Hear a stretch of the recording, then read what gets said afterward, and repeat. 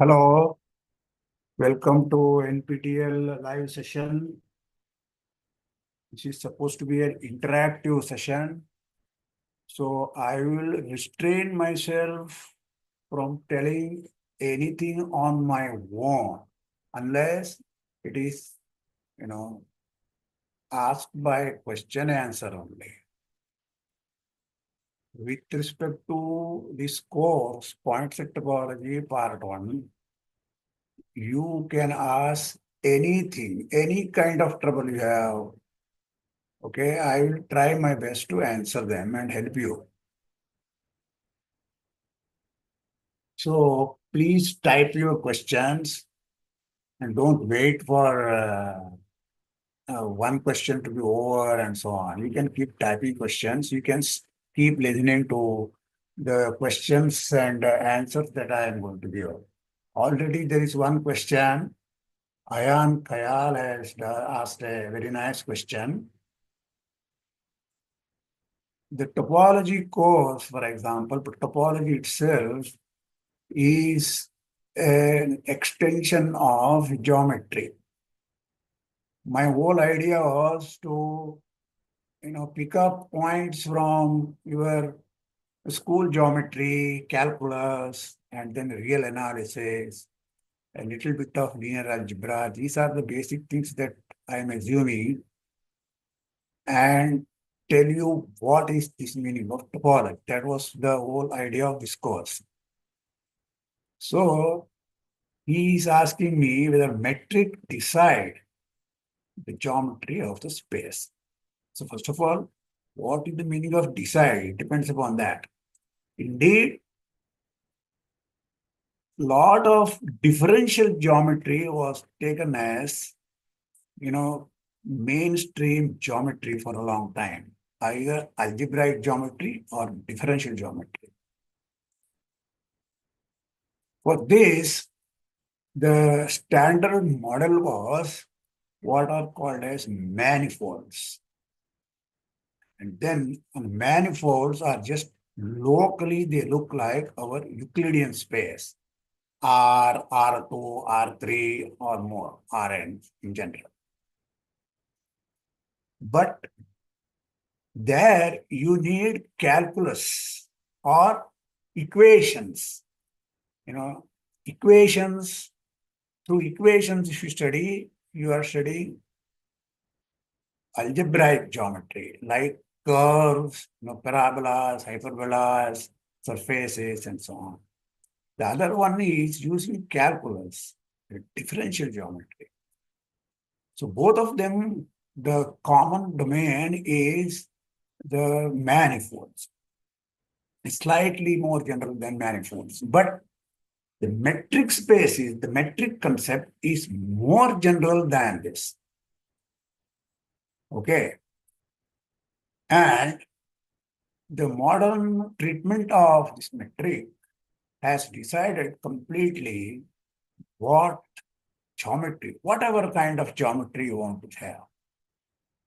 So standard Euclidean geometry is thought of as guidance, but then already classically we had many other geometries, non-Euclidean geometries, right? So hyperbolic geometry, parabolic geometry, and so on. So that is the way in differential geometry things get classified. So all these things can be studied by metric is the modern point of view. Whereas in this course, we are not perceiving so much deeper things. We really lay down foundations for that. Because once you start studying those things, those teachers will not have any time or patience to tell you elementary facts about the metric spaces. So I would say that this Ayan's question is very much, a proper one here. And let us say that the question is answered in the positive, yes.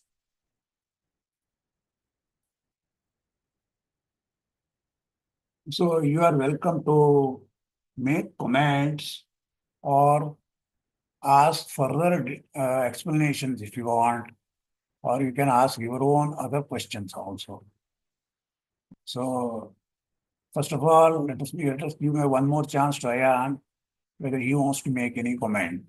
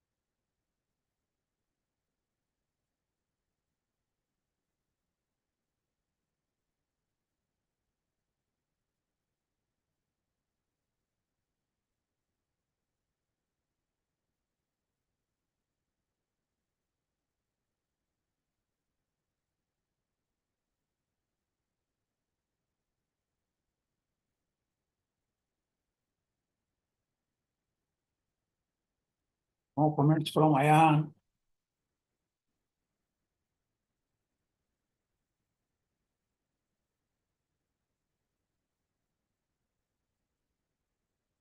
Any other questions?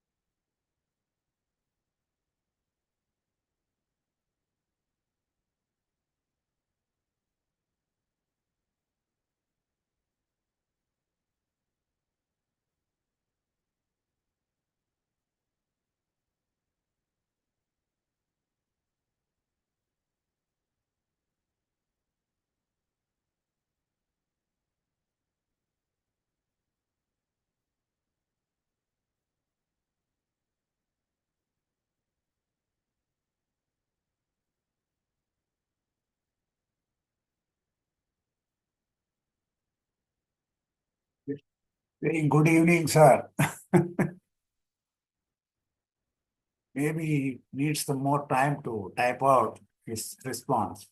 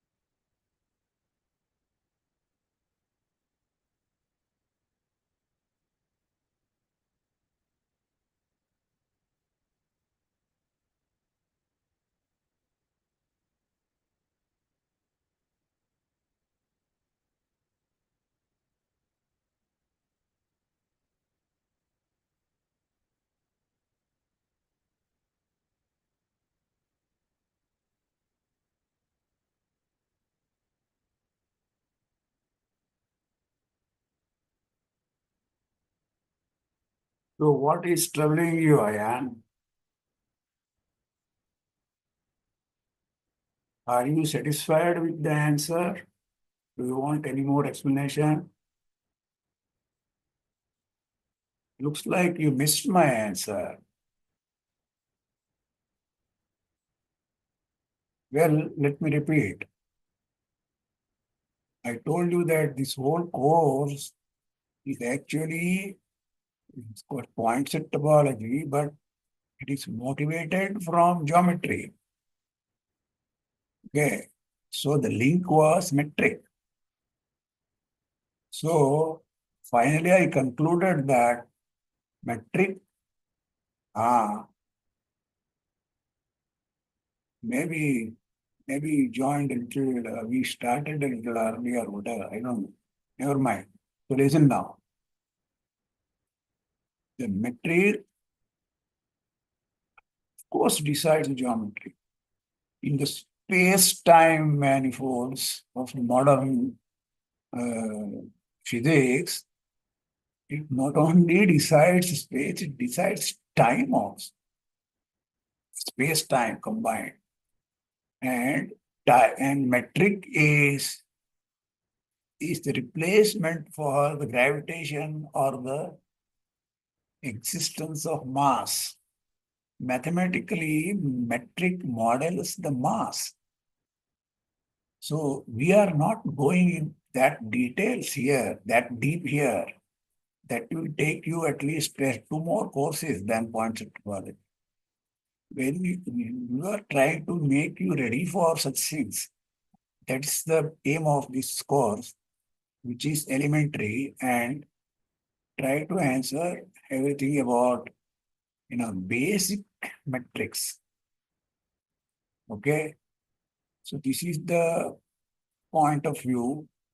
That is why we started with norm linear spaces, inner product spaces, and slightly more general metric spaces. The underlying set need not be the Euclidean space. It could be a more general set. Okay, and the metrics could vary. So that is one motivation. When you study metrics with one particular aim in mind, never mind.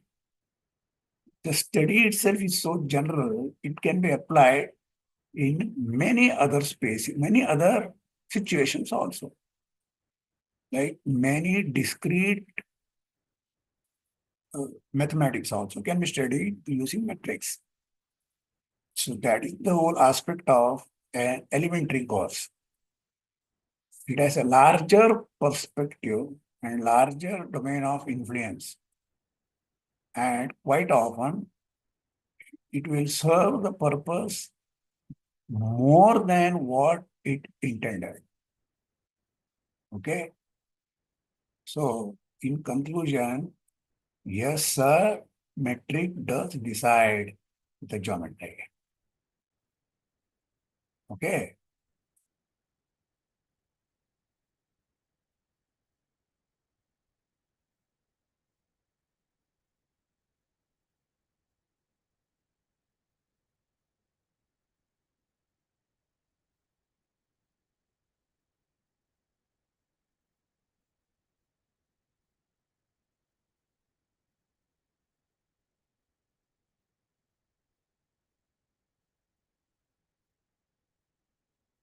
No, LP is modeled on Euclidean space. LP spaces are actually infinite dimensional usually. Okay. The P norm can be defined even on the finite dimensional Rn also, but they are not Euclidean.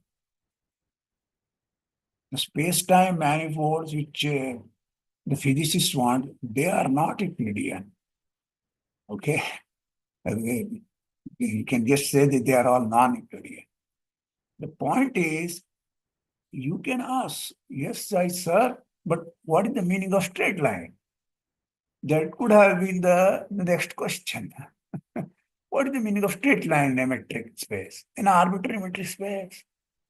You could have asked such questions. I am ready for answers for such questions. But really, I don't want to put my words into your mouth. So you ask questions.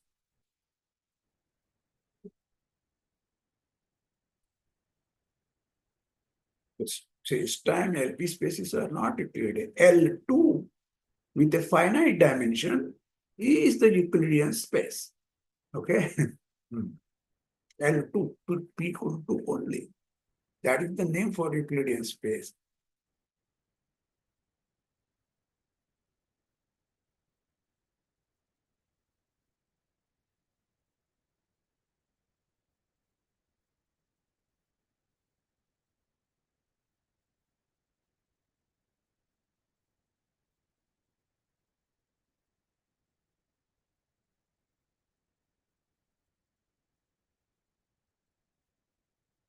You are welcome. Since nobody else is taking up, you can ask more questions also. Don't worry. I am here.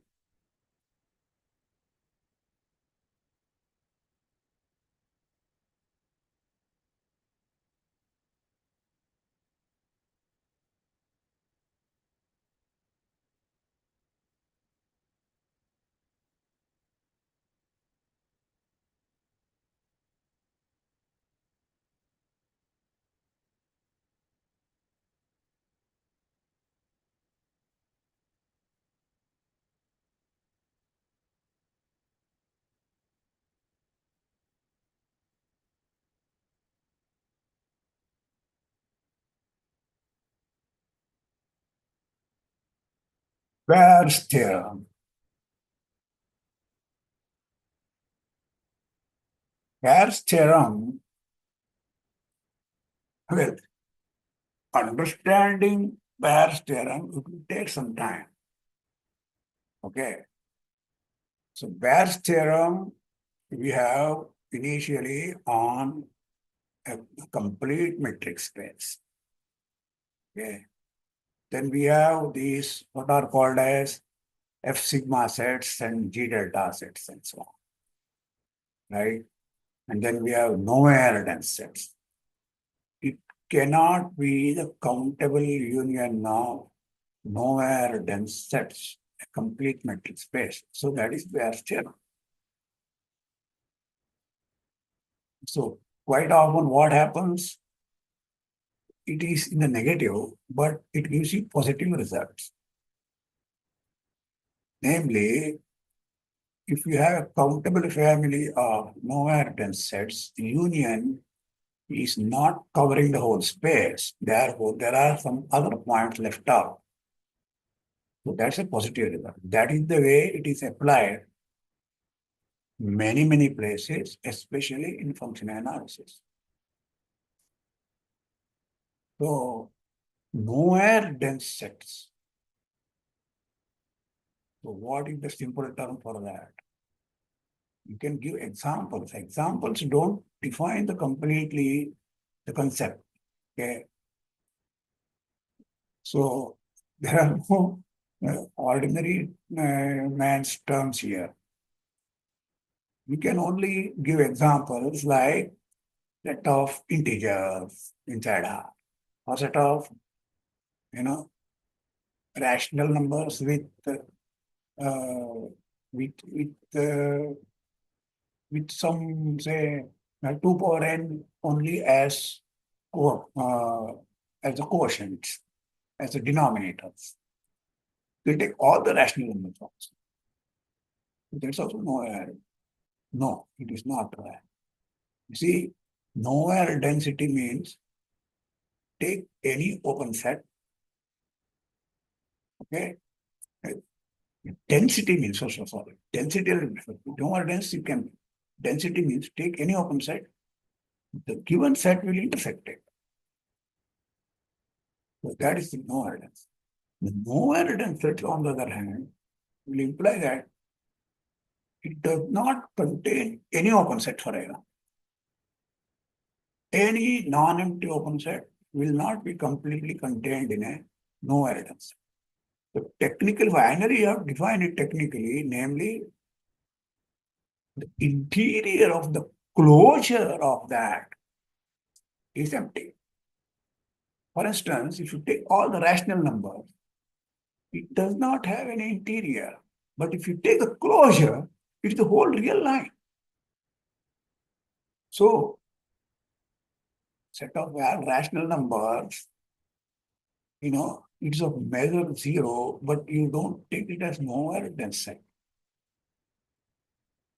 Right? It's actually the other way around. It's dense set. You can just take an open interval and take all the rational numbers. It will not be a nowhere dense set, but its interior is empty.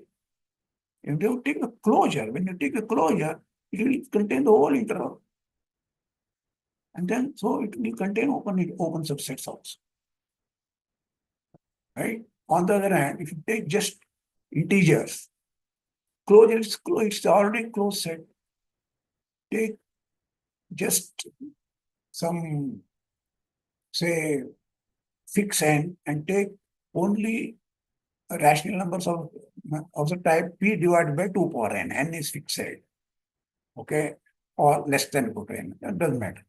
N 2 power n. That is also a closed set. So its closure is itself. It contains no open sets. So interior is empty. These are the typical examples to explain what is the meaning of nowhere dense sets. Now, if a complete metric space is there, you can take several of such nowhere dense sets, namely countably many, yet it will not cover the entire set. There will be some more set. So that is the Bayes theorem. Indeed, this is only one part of Bayes theorem. Here, we are using metric spaces, completeness and all that. But Bayes theorem itself is much more general. It can be done in locally compact spaces, which will come later on. Okay. For a locally compact Hausdorff space also, there is Bayes theorem. The same kind of conclusions are there. So that is the surprising fact about the Bayes theorem.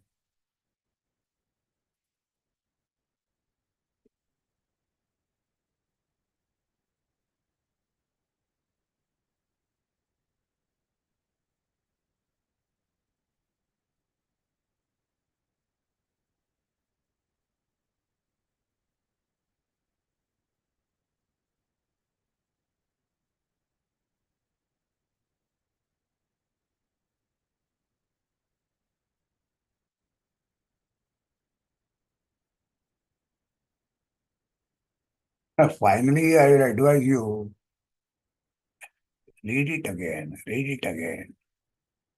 Don't give it up. Okay. Takes time. Repetition of the same thing. Oh, it was like this. That is what will occur to you once in a while, sometimes.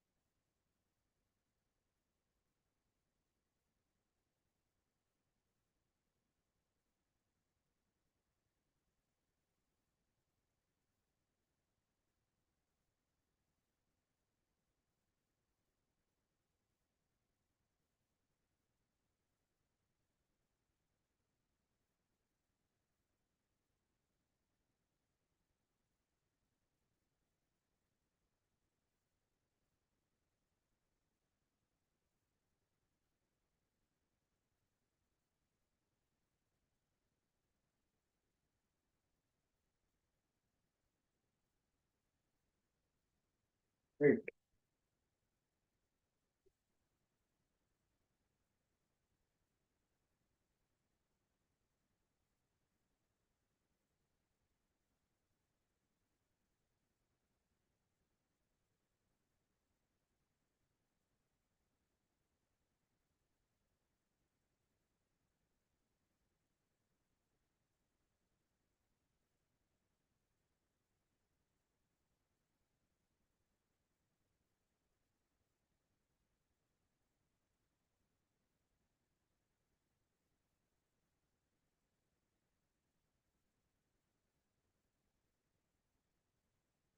Any more questions from anybody else? I will wait for 2 more minutes. Then maybe I will close it. Okay.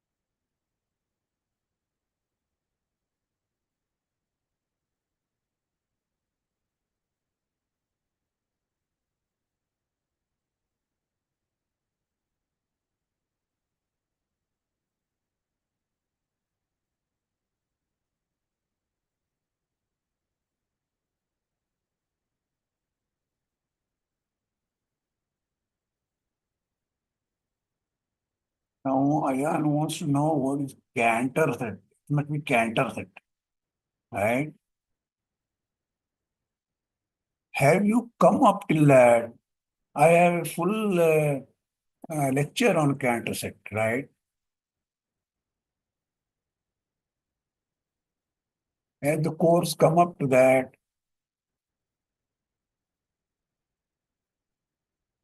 This is just asking for asking sake. No. If it is there, you have to wait. If you have already seen that and still not understood, you can ask, what is the part that you don't understand? So if you have covered this, usually it is a part of your first real analysis course. No first real analysis course can claim to be anything without introducing Cantor set. One of the fundamental properties of the Cantor set is that it is an uncountable subset of the real line with measure 0. The length of the entire length is 0. So that is the basic property. How to construct it, I have described it completely. I have described it in such a way that instead of just defining one Cantor set, we define a lot of them, and you can call all of them Cantor sets. Between any two such Cantor sets, I have already given you a linear homeomorphs. Linear means what? If the form x goes to ax plus b, or some lambda x plus mu, you can say x goes to that. So it is a affine linear transformation. So the Cantor sets are defined by successively starting with a closed interval, say 0, 1, it's a standard one. Any other will be minus p to plus p or whatever kind of a to b. Then delete the middle one third. You get two components, two intervals, the two end intervals. From each of them, delete the middle one third. You will get four of them, right? So this way, keep repeating from each set of intervals you get, from each of them, delete the middle one third. Delete the middle one third. So you get a successively, more and more number of smaller and smaller intervals contained in the previous set of intervals. So it's a chain. So what you do, you take the intersection of these chains over all the finitely many of them, infinitely many of them now, right? Don't stop. Being a, intersection of closed subsets, it will be a closed subset of the original interval, whatever you have taken, namely a to b or 0 to 1. This much is obvious. What is not obvious is this countable process has produced a uncountable set. But that's not a surprise because we started with an uncountable set. All right? You can use, real numbers to explain, to describe what are the elements which are left out. Why are they left out? Because starting with a closed interval, we removed a lot of intervals, right? We removed a lot of intervals, middle one third, middle one third, middle one third. So whatever is left out, that is the Cantor set. So what is the criteria in terms of analysis, in terms of representing, in terms of numbers? You take sum of some an divided by 3 power n, where an in the numerators are never equal to 1. It could be 0 or 2. 0, 1, 2. We need 3 of them because we are making 3 intervals, 3 subdivisions from each interval. Okay. So 0 and 2 are allowed for this end and that end. 1 is the middle one, and that is not allowed. So in the numerator, never put it 1. Take all these sums, finite and infinite. Automatically, they will be convergent, you know that. And automatically, they will be within the interval 0, 1. If you want some other AB, you have to correspondingly translate the whole thing by taking t going to b minus a times t blah, blah, blah. That transformation. That's all. Okay. So I have read it the entire lecture again, but please go through that. Systematically, I have done that in the course. If you have particular, you might have found some mistakes or doubts at a particular step. You can call, sir, in this lecture, please open that. I will open that and explain it to you. Otherwise, please repeat is not the right kind of question. Your first question about geometry, that's fine. Okay. And you didn't understand barrister, it's fine. But what you in the counter that, again, I have to repeat. Anyway, I have repeated. Okay. Never mind. So, but, you know, to use proper time of this chat is you should have studied properly and noted down your queries, posted it, if at all, beforehand itself, if you wanted. In fact, even the tutor will explain it to you on the spot within whenever he is, in the forum, whenever he is free. But they are not, live sessions. The live session is meant for in a slightly different way. On the spot, I didn't understand. Please repeat this. Fine, I will repeat. Okay, this is the way to use your live sessions also, right? So you are beginning it very properly. You are asking questions. I am talking about Ayan. Other people haven't yet responded. Okay, so go ahead. Any more questions?